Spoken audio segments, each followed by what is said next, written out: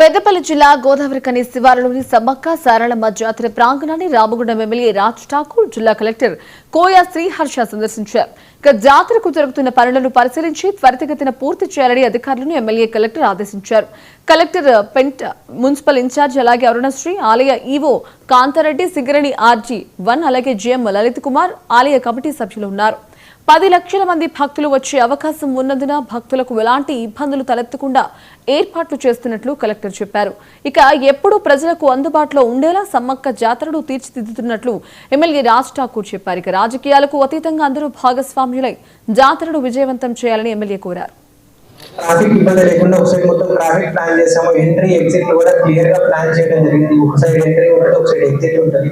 అదేవిధంగా మళ్ళీ మనం నది దగ్గరికి వెళ్ళి స్నానాలు చేయడానికి కూడా సపరేట్ గా దానికి ప్లాన్ చేయడం జరిగింది. ఈ రోడ్లు అంతా వైడింగ్ చేయడం జరిగింది, మొత్తం చేయడం జరిగింది.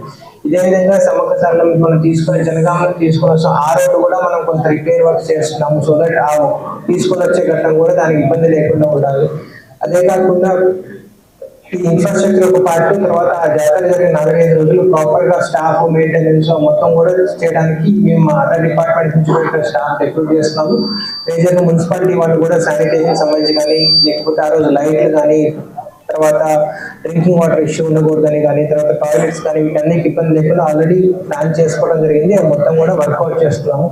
ఇంకో విషయం ఏంటంటే మేజర్ గా చాలా మంది ఇప్పుడు వస్తున్నారు. 8 నుంచి 10 లక్షల మంది వస్తున్నారు కాబట్టి దానికి సరిపోయే పోలీస్ స్టాఫ్ కూడా డ్యూటీ చేసుకోవడం జరిగింది. సఫిషియెంట్ గా ప్లాన్ కూడా చేస్తున్నాం అనమాట. ఇప్పుడు నెక్స్ట్ 4 to 5 days లో ఇంకా చాలా వర్క్ జరుగుతూ ఉంటుంది.